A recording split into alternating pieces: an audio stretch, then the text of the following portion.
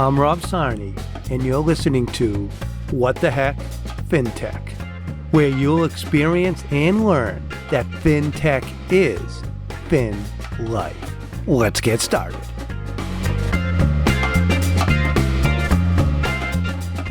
Welcome, everybody. We have quite a guest today. We have Evan Schnidman today, and he might be the most interesting person in FinTech. The things he's done, what he's done, how he's done it, and he's got some unbelievable stories I can be able to share with us. He's been in academia, he's done startups, he's done he's the head of Fidelity Labs right now. He's always helping the fintech ecosystem. And a little interesting story here: when I first met Evan, I think it was about I think a year ago now, and I looked him up and I had like 50 connections already with him. I'm like, wow. I go, that's crazy. I go, he must be at Fidelity, and he was. I go, okay, but only like one or two of those connections, Fidelity. He's been so deep in the fintech ecosystem, we've been probably walking by each other in events and didn't even know it. So very cool guy, and what he's doing and what he's done and how he's done it is unbelievable. So Evan, I won't do it justice. If you could do a little player profile of how you even got to this area, because you've been and you had like the opposite. Like, I was an industry guy and then went academia. You were academia, found a startup, and then look at you now, head of Fidelity Labs. I'll let you tell the story. How'd you get to this place? Because that's always the best part. Everyone comes from different directions, and you're the most interesting man in fintech. So I can't wait to hear this story. Well, Rob, first of all, thank you for having me on. And I guess probably first and foremost, I think I probably should dispel that I definitely am not the most interesting man in fintech, but I'll try to live up to that for the purposes of this episode anyway. So, yeah, I guess quick background on me. As you alluded to, I started my career as an academic. I'm actually a game theorist by training. So I was modeling small group decision dynamics, and during the financial crisis, decided the most interesting small group of decision makers in the world was the Federal Reserve. So I set out to model how the Fed makes decisions and how those decisions affect financial markets. Within, I don't know, probably a few months, I figured out that super interesting area I could spend the rest of my career just focusing in on. And there are approximately 24 other people in the world who really cared about it. And I had this crazy notion that as an academic, my research should have an impact, and that a wider swath of people should actually read what I'm producing. So I took a step back and looked at the world and said, all right, if only a few dozen people actually care about the internal decision dynamics of the most important central bank in the world, the most important economic policy making body in the world, right? Maybe I should take a step back and just think about, like, what are markets paying attention to? What are really the top investors in the world looking at? And the answer was not decision dynamics. It wasn't even policy. It was actually communication. That's what moves the markets. And so I totally changed my research agenda. I decided I was going to start analyzing so-called Fed speak. And what I realized pretty quickly was that there was no standardized methodology by which people were doing that. And so it was totally subjective. It feels like this, or it seems like that, or they're implying this. And so the burgeoning field of natural language processing appealed to me because I could actually use my math background to apply a much more quantitative understanding to what was going on at the Fed and central banks more broadly. And so I ended up developing a novel methodology to mathematically map linguistic patterns and tie them directly to price action. So this was early days of NLP. So this is kind of 2010, 11, 12, developing this methodology, and looked around at the world and said, hey, this is something that I might be able to commercialize. And so I finished my PhD at Harvard. I was faculty at Brown for a bit, but I left academia to commercialize that exact technology, the ability to analyze central bank communications. And so I walked out of academia as a truly terrible entrepreneur. I was totally an if I build it, they will come guy. I had done no market sizing. I had done no work to figure out what is likely pricing of my product. I'd done very little demand testing, but I knew I had a really novel product idea. And frankly, I got lucky. I got lucky that there were a few quantitative macro hedge funds that really liked what we were doing. It was enough to get the flywheel in motion when I first started the company. And so Prattle took off really in 2014 with a little bit of investor backing and a few quant hedge fund clients, or I should say quant macro hedge fund clients. And that led me down this whole journey of really going into the entrepreneurial ecosystem, the fintech ecosystem, and more broadly into the data and AI worlds. And so built that business through venture and strategic backing for 5+ years, sold it to LiquidNet in 2019, and then spent my year there really helping build out an investment analytics division, and left LiquidNet in 2020, kind of peak pandemic, and looked around at the world and said, I'd love to do some fractional executive work, but working with the big companies, while lucrative, was not as gratifying as I had hoped. And I found there were so few exits in asset management-oriented fintech. I had a lot of companies coming to me and asking for advice, asking for help. And I love working with early and growth stage companies. I love, frankly, teaching them to avoid all the stupid mistakes I made along the way. And so I ended up launching a fractional executive consulting business called Outrigger Group. And so we built a whole business really slotting fractional executives into fintech, data, and AI companies for the last 5+ years prior to joining Fidelity in 2025. And so it set me up wonderfully to step into managing Fidelity Labs, where we've got a portfolio of early and growth stage companies. And so working with those entrepreneurs is very similar to what I've been doing for the last half decade. Wow. Now you must be in your heyday with LLMs and everything. I mean, you were thinking about this stuff. I mean, obviously machine learning's been around for 50+ years, but the LLM stuff and the NLP that you're so gifted in, you must have been like, here I go. Look at me. Been waiting for this big day. Like, what was going through your head when all of a sudden, this big push for all that? Yeah. I mean, it's sort of an interesting question, because if you look at the evolution of AI, to your point, it's actually been over 70 years now, right? Yeah.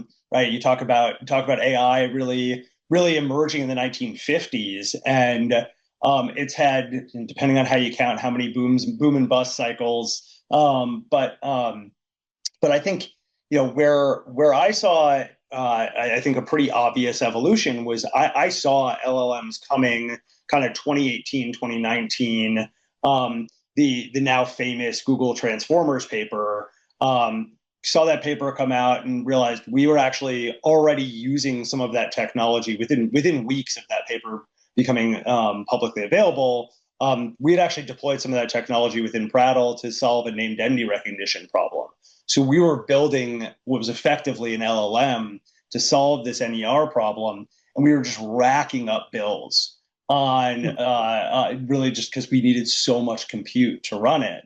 And that was part of the realization I had when we decided to sell the company, was we were on a product treadmill, that we were going to have to eat a lot of dilution to continue growing the business, to keep pace with the evolution of AI and the technology change, and presented a lot of execution risk for that business. And so I had to make the call of, do we keep raising and eating dilution and hope that the market comes to us over a period of a couple of years, or do we take the bird in hand and we've already gotten several acquisition offers, and do we go down that path? And so I chose the latter path. I have lots of questions in my own mind about whether that was the right choice, but I also had projected that it was going to be just a couple of years before LLMs were ubiquitous and would be able to kind of at least supplement, if not supplant, what we had built, and be able to democratize the use of AI.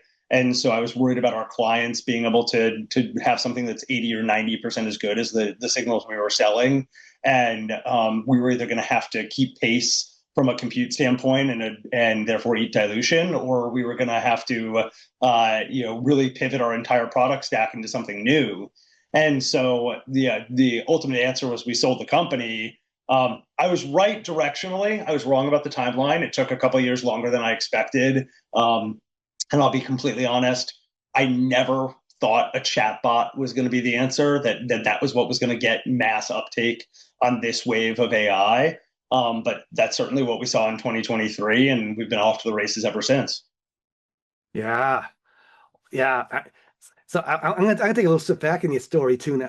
Now you came from academia. I mean, because I was a transition for me coming from industry and the pace at Fidelity, then going academia, and I was like, come on, let's go, let's go. Now you went the opposite. You went to the startups, and now that's even faster. What was that transition like, just personally? Because I went through a transition going the other way, and try to drag people with me. What was it like? Was the speed, or like you were already built that way from day one, and you just, even though you adapted well?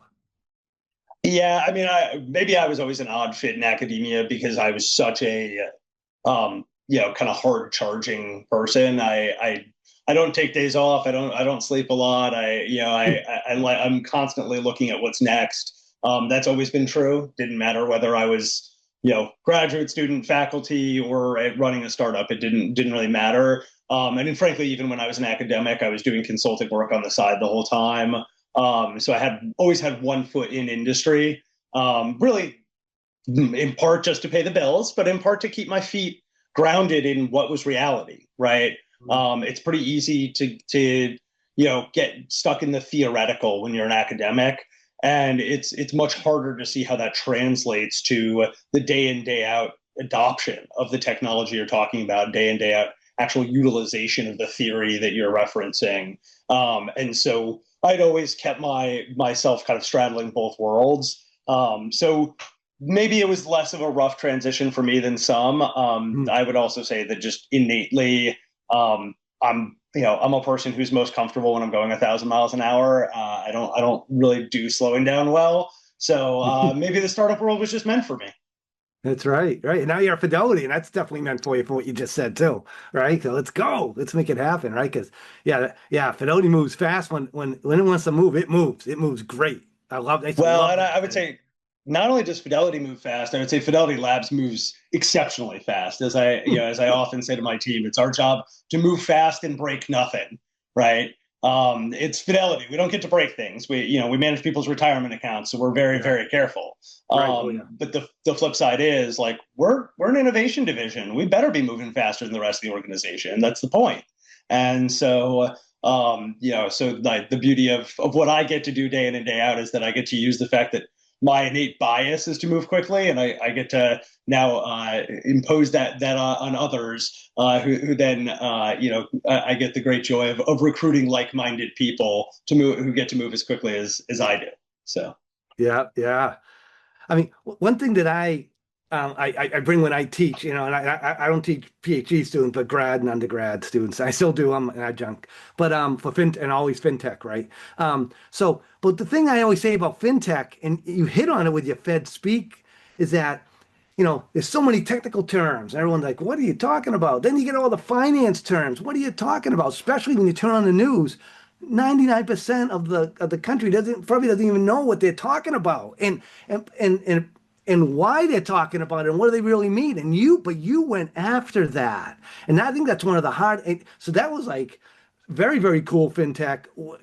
To relate that language to what does it mean? What's the impact of the market? What's that ripple effect, right? And then having that data, get all reamed into it and figure out. That's a huge challenge, and I love what you talked about on your research with Fed speak. How is that's still so important today, right? Because it's not like it's like read those tea leaves, and you did it, and now is LiquidNet still doing it? Like where is that in the stage now? Yeah. Because that's huge. That's huge. Yeah. So I should probably back up. So what we did was we actually built a methodology to analyze central bank communications around the world. So we covered the top 20 central banks around the world, top 20 based on currency trading. And so obviously that meant not only the Federal Reserve, but European Central Bank, Bank of England, Bank of Japan, Canada, et cetera. What that meant was actually building a unique model for each central bank. And then we would actually residualize down to the speaker level. So you could build a baseline for each individual speaker.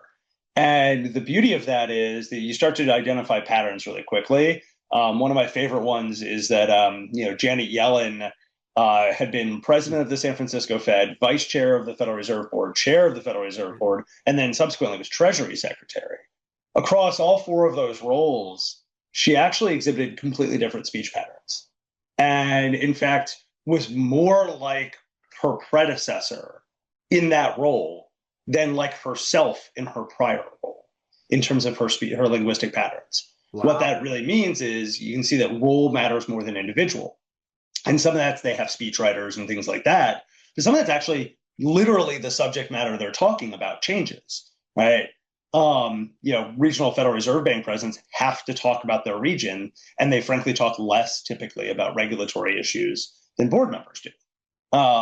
Whereas, when you're sitting as the vice chair and might be in a supervisory position or something like that, you might talk more about regulatory issues and less about macro or less about regional issues. And so we were able to develop these unique baselines for each speaker and identify deviations from baseline very accurately. So the beauty of that system was not that we had actually developed a system to be, all-knowing about so-called Fed speak. It was actually that we built a system where we could identify trend and were they becoming more hawkish or more dovish. So we could very accurately identify what was the likely next policy move and when was there the possibility of surprise relative to what the markets were expecting. And so doing that for the Federal Reserve System was tough enough because their language is so closely watched.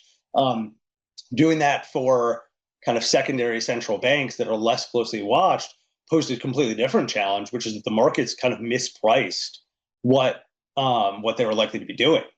And we were able to identify some really unique trends, also identify some challenges, like when there was an attempted coup in Turkey that presented some really challenging data because completely changed how the Turkish central bank operated. And then we ultimately applied that core technology to analyzing a much broader swath of market moving language, which is corporate communications. So earnings calls, regulatory filings, speeches by corporate officers, press releases, et cetera. So as far as I know, we were the first ones to use AI to analyze earnings calls.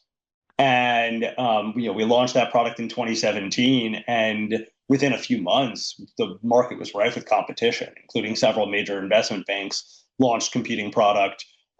Turns out we kind of struck gold on that. And to my comment before about being a terrible entrepreneur when I started, I was totally, if I build it, they will come, purely product oriented. And then it took a couple of years before I really talked to my clients, listened to the market, understood where the demand was, and said, oh, there's a much more profound problem over here, which is keeping track of thousands of companies and their communications, not a couple dozen central banks, right? And so the market for analyzing corporate communications is so much larger and so much more diverse, and frankly, was a much better business to be in. And so it both taught me a lesson as an entrepreneur about really sizing your market and understanding where the customer demand is. It also taught me a lot about product development and how to be sort of discreetly focused on the thing that will actually sell, not the thing that you're fascinated by, right? It's pretty easy to fall in love with your own solution. It's much more important to fall in love with your customer's problem. And so that's where I've looked around and realized my own shortcomings and learned a lot in that process.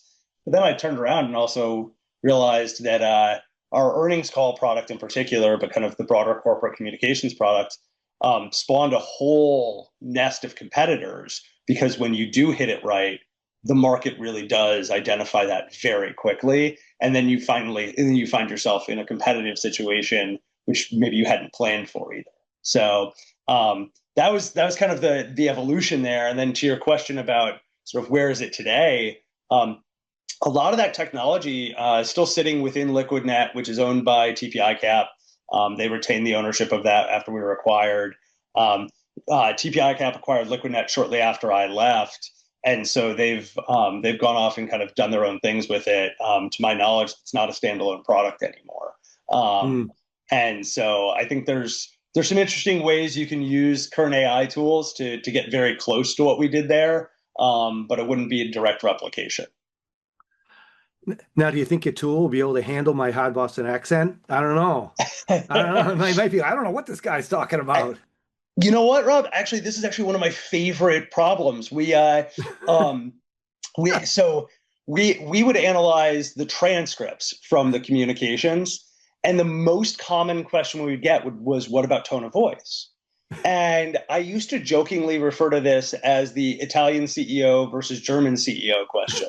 You get a CEO who's Italian or a CEO who's German, like they might be reading the same words off the page, but their inflection is going to be wildly different for cultural reasons.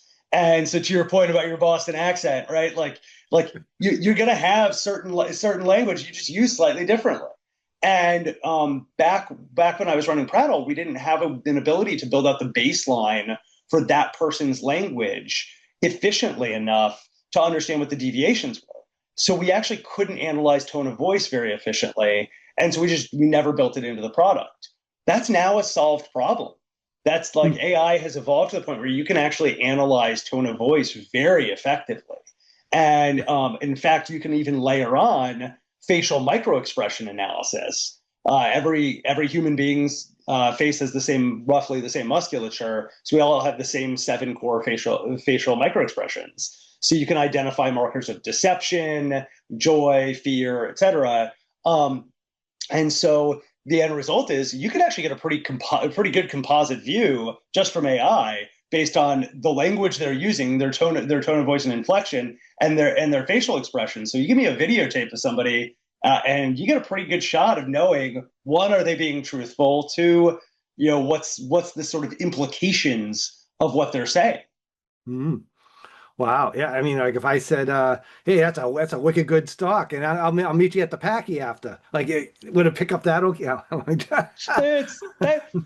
Well, maybe let's go 70% chance. If it depends on what it's traded on. Well, I think we probably get there though. As a lifelong New Englander, I can say, nothing lost in translation here, but no promises on the AI system. That's right. Wow. So let's pivot a little bit. I'd love to hear, because you meet so many startups, you advise so many startups. You're on boards, that whole thing. What in today's world right now, right? Because everything's so converging, right? Like fintech's a perfect example, right? Yeah, you have to understand the business, you have to understand the tech, you have to understand the finance. What are you seeing, especially in the fintech space, for startups like right now? Like where are they falling down, but where are they excelling too? I'd love to hear that take, because you see so many. Yeah, I mean, let's go back to basics here, right? What is it that startups are really good at? And the answer is, frankly, has always been product and engineering, right? Right. Like large incumbents excel at distribution. That's how this works, right? They've built out the rails, typically on last gen technology. What the next gen technology comes in, it's very hard for you to rip and replace if you're operating at scale, especially if you're in a regulated industry, financial services, right? So in like, if you think about what's been working for a generation or more, I mean, you can go back to the kind of dawn of the internet 30 years ago, right? And realistically, product and engineering have always been where startups kind of win. And now that's upended, right? We're in an environment where AI has made product and engineering easier than ever. And yeah, customer discovery is still challenging, and there's a lot of turmoil in the market about new things coming out all the time. But I think that we're still in a pattern right now where startups are adopting AI faster than large enterprise, and therefore they're iterating faster. And some will say, oh, well, that means the companies that are adopting AI are going to run circles around everybody else because they're moving so much quicker, et cetera, et cetera. Mm-hmm. I don't buy that. One, because it negates the inherent advantage of large enterprise, which is distribution. And distribution's the hard part. I've been a part of, in one way or another, I've been a part of more than 70 businesses in the last decade, almost all of which in fintech, data, and AI. And in every situation, they ultimately get it right with product and engineering. And in most of those situations, they struggle with distribution. And so AI hasn't solved the distribution problem, at least not yet. We'll see. But I think it has shortcut product and engineering. And I think there's an interesting question about, does that actually strengthen large incumbents who might be slower to adopt AI, but once they do, they've already got the same built-in distribution they've always had. And can any of the startups come in and move fast enough on product and engineering and build out their own distribution rails? And I think you've seen that with some of the AI companies, pure AI companies, right? So the Anthropic's a good example of this, right? But I don't think you've seen that a lot with anything in heavily regulated industries like financial services or healthcare. Please come back to part 2 with Evan Schnidman as Evan explains how Fidelity Labs is in the sweet spot, working across enterprise-wide fidelity and partnering with startups to make great innovation happen. Thank you for listening to What the Heck Fintech. Make sure you tune into our next episode as we continue to interview fintech leaders and share real-world stories from across the fintech ecosystem, so you can fully understand that fintech is FinLife.